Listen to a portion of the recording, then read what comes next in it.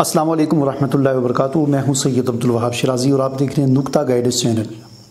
ناظرین، آج ہر انسان اپنی روزی کے معاملے میں، معیشت کے معاملے میں بہت پریشان ہے۔ کسی کو یہ پریشانی ہے کہ اس کو نوکری نہیں مل رہی، کسی کو یہ پریشانی ہے کہ اس کو نوکری تو ملی ہوئی ہے یا اس کا کاروبار تو ہے لیکن اس سے اس کا گزارا نہیں ہو رہا، صحیح کاروبار نہیں ہے۔ تو اس کو دوسرے الفاظ میں ہم یوں کہہ سکتے ہیں کہ معاشی تنگی کا شکار ہے، یعنی معاشی تنگی کی شکایات کہہ لیں یا معاشی تنگی کے مسائل جو ہیں وہ بہت زیادہ ہیں۔ ہر انسان یہ چاہتا ہے کہ اس کا روزی جو ہے، اس کا رزق جو ہے، اس میں برکت ہو۔ رزق میں برکت کیسے آتی ہے؟ اس حوالے سے ہماری جو رہنمائی ہمیں جو قرآن و سنت سے ملتی ہے، یعنی قرآن نے جو ہماری رہنمائی کی ہے اور حضور نبی کریم صلی اللہ علیہ وسلم نے اپنے ارشادات کے ذریعے جو ہماری رہنمائی کی ہے، اس رہنمائی کی طرف بہت کم لوگوں کا دھیان ہے۔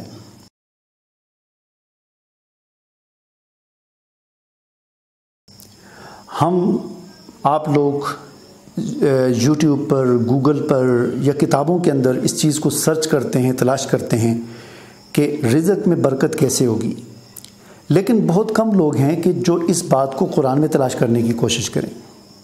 بہت کم لوگ ایسے ہیں کہ جو اس بات کو حضور نبی کریم صلی اللہ علیہ وسلم کی سیرت، آپ کی زندگی، آپ کے ارشادات کے اندر اس بات کو تلاش کرنے کی کوشش کریں۔ ظاہر بات ہے کہ جس وقت آپ یوٹیوب پر یا گوگل پر اس بات کو سرچ کرتے ہیں کہ رزق میں برکت کیسے ہوتی ہے، تو وہاں پر آپ کے سامنے طرح طرح کی من گھڑت کہانیاں، قصے، طرح طرح کی من گھڑت وظائف اور ویڈیوز آپ کے سامنے آتی ہیں، جن میں گھر بیٹھے ذہن کے اندر بنائے ہوئے ایسے اعمال بتائے گئے ہوتے ہیں، ایسے من گھڑت وظائف بتائے گئے ہوتے ہیں کہ آپ یہ عمل کریں تو آپ کا رزق میں برکت ہوگی، آپ یہ عمل کریں تو آپ کے رزق میں برکت ہوگی، اور خود ہی سے اپنے آپ سے کچھ چیزیں لوگوں نے بنائی ہوتی ہیں کہ ان آیات کو اتنی دفعہ پڑھیں تو یہ ہوگا، اس آیت کو پرچی پہ لکھ کے اپنے بٹوے میں رکھیں تو یہ ہوگا، اس آیت کو یا اس چیز کو یوں کر کے بوتل کے اندر اس کو ڈالیں اور بوتل کو آپ اپنے گھر میں رکھ دیں تو یہ آپ کا کچن میں رکھ دیں تو آپ کے کچن کبھی خالی نہیں ہوگا اور یہ ہوگا وہ ہوگا۔ دیکھیں، اگر آپ واقعتاً رزق میں برکت چاہتے ہیں، آپ یہ چاہتے ہیں کہ آپ کی زندگی میں بھی برکت ہو اور آپ کے رزق میں بھی برکت ہو، تو اس بات کو آپ قرآن میں تلاش کریں، اس بات کو آپ حضور نبی کریم صلی اللہ علیہ وسلم کے ارشادات کے اندر تلاش کریں، ٹھیک ہے نا؟ من گھڑت وظائف جو آپ کو یوٹیوب کے ویڈیوز کے اندر یا من گھڑت وظائف جو گھر بیٹھے لوگوں نے بنا لی اپنی طرف سے، ان سے کوئی فائدہ نہیں ہونے لگا۔ آپ نے دیکھا ہوگا کہ لوگوں نے واللہ خیر الرازقین یہ آیت کا اسٹیکر بنا کر اپنی دکان پہ لگایا ہوتا ہے کہ شاید اس اسٹیکر سے یا اس کو کاغذ پہ لکھ کے لگانے سے برکت ہوگی۔ ایسے برکت نہیں ہوتی۔ واللہ خیر الرازقین کا کیا مطلب ہے؟ آپ اس بات کو قرآن کے اندر تلاش کریں۔ قرآن میں سورہ جمعہ کے اندر یہ آیت آتی ہے واللہ خیر الرازقین، بلکہ غالباً اس کے آخری الفاظ ہیں واللہ خیر الرازقین، 28ویں پارے میں سورہ جمعہ کے۔ آپ اس پس منظر کو پڑھیں، قرآن کو ترجمے کے ساتھ پڑھیں، اس کی تفسیر کو پڑھیں اور دیکھیں کہ اس آیت کے اندر اللہ نے جو فرمایا کہ واللہ خیر الرازقین، یہ کس پس منظر میں اللہ نے فرمایا اور کیوں فرمایا اور پیچھے کیا بات ہو رہی ہے، تو تب آپ کو یہ بات سمجھ آئے گی کہ واللہ خیر الرازقین کا کیا مطلب ہے۔ تو صرف اسٹیکر بنا کر لگانے سے کاروبار کے اندر یا آپ کے اس کے اندر برکت نہیں ہوگی۔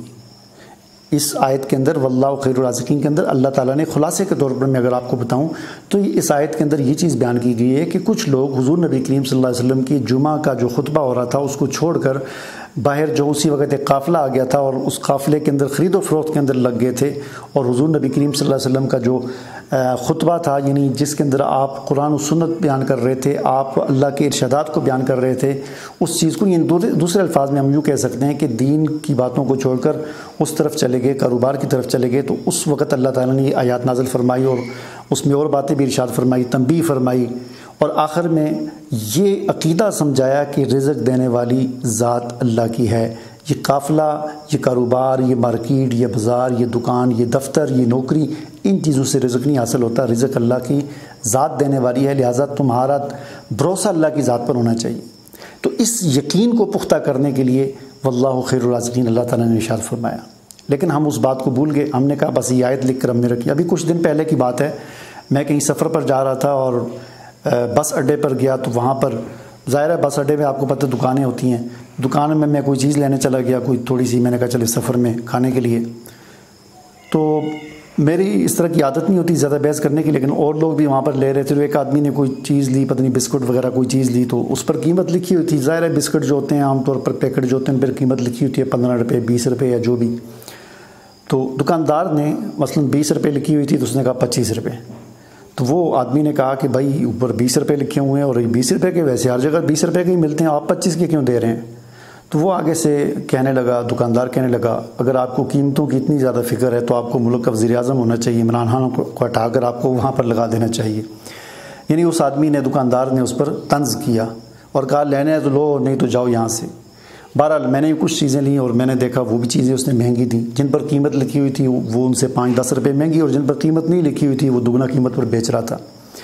تو میں نے سوچا دیکھیں یہ ایسا کیوں کر رہا ہے؟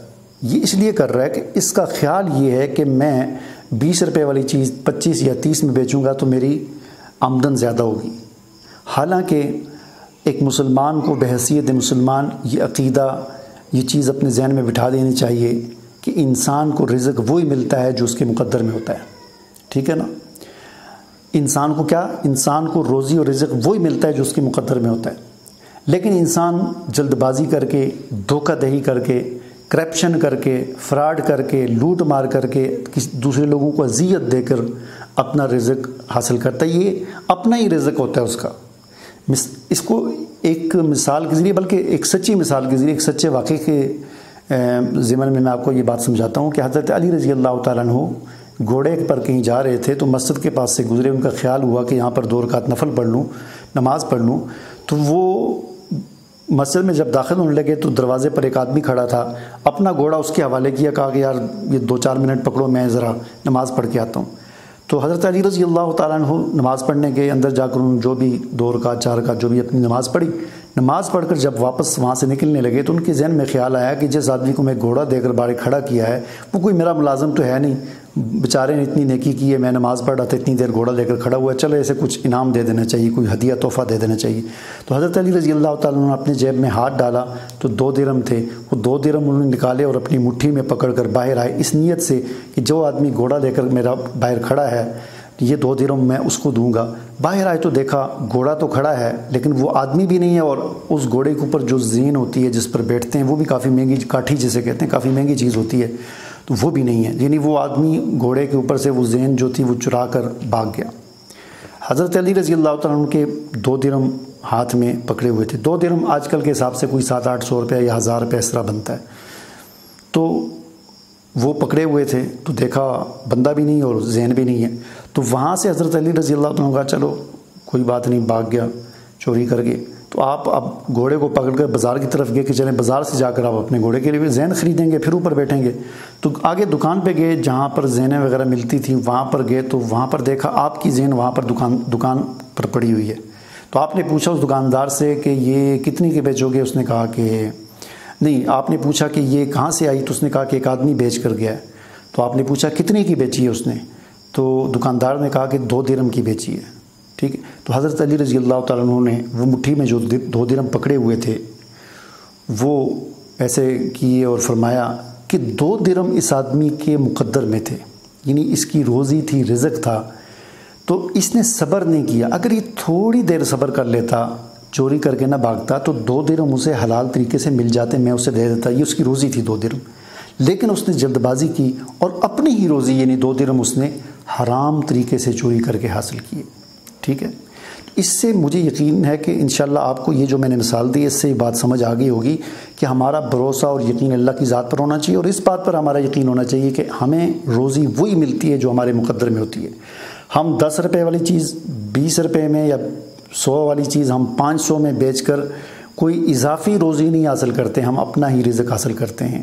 ہم کرپشن کر کے اضافی روزی نہیں حاصل کرتے، ہم اپنی ہی رزق حاصل کرتے ہیں جو ہمیں زندگی کی کسی نہ کسی موڑ پر ملنا ہوتا ہے.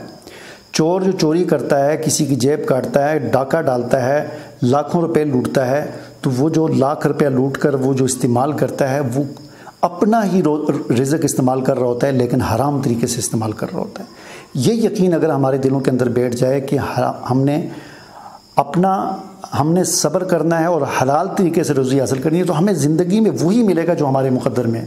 جو ہمارے مقدر میں نہیں ہے وہ ہمیں کسی صورت نہیں مل سکتا، نہ مہنگائی کر کے مل سکتا ہے، نہ چوری کر کے مل سکتا ہے، کرپشن کر کے بھی نہیں مل سکتا۔ جو انسان جس طریقے سے بھی روزی حاصل کر رہا ہے وہ اپنا ہی رزق حاصل کر رہا ہے، لیکن وہ صبر نہیں کرتا، بے صبری کرتا ہے تو غلط طریقے سے حاصل کر لیتا ہے۔ اگر وہ صبر کر لے تو اس کو وہی چیز حلال طریقے سے مل سکتی ہے۔ اب آخر میں آپ کو یہ بتا دوں کہ قرآن ہماری کیا رہنمائی کرتا ہے۔ دیکھیے قرآن مجید میں جگہ جگہ اس بات کو بیان کیا گیا، آپ خدا کا واسطہ ہے آپ کو قرآن مجید کو ترجمے کے ساتھ مطالعہ کیا کریں، اپنی عادت بنائیں تاکہ آپ کی زندگی کے اندر آپ کو سکون مل سکے، اطمینان مل سکے، اور آپ اپنی زندگی اللہ کے بتائے ہوئے طریقوں کے مطابق گزار سکیں، تبھی آپ کو اطمینان ملے۔ قرآن پاک میں جگہ جگہ اس بات کو اللہ نے اس بیان فرمایا ہے کہ تقوی جو ہے اس سے مشکلات ختم ہوتی ہیں۔ تقوی کی جو زندگی انسان اختیار کرتا ہے، تقوی کیا ہے؟ اللہ کی نافرمانیوں، اللہ رسول کی نافرمانی کرنے سے بچنا اور اللہ رسول کے حکموں کے مطابق اپنی زندگی گزارنا، یہ تقوی ہے۔ تو جو انسان تقوی کی زندگی اختیار کرتا ہے اس انسان کی رزق میں بھی برکت ہوتی ہے، اس انسان کی زندگی میں بھی برکت ہوتی ہے۔ اسی طرح حضور نبی کریم صلی اللہ علیہ وسلم نے بھی ارشاد فرمایا کہ جو آدمی صلہ رحمی کرتا ہے، صلہ رحمی کا مطلب یہ ہوتا ہے کہ اپنے رشتہ داروں کے ساتھ حسن سلوک کرتا ہے، ان کے ساتھ تعاون کرتا ہے۔ حضور نبی کریم صلی اللہ علیہ وسلم نے ارشاد فرمایا کہ اس کی زندگی میں اس کی عمر لمبی ہو جاتی ہے، یہ مطلب یہ ہے کہ زندگی میں برکت ہوتی ہے اور اس کی روزی میں بھی برکت ہوتی ہے، ٹھیک ہے نا۔ تو پیسے کی کثرت سے کوئی فائدہ نہیں ہوتا، پیسے کے اندر برکت ہو تو اس سے انسان کو فائدہ حاصل ہوتا ہے۔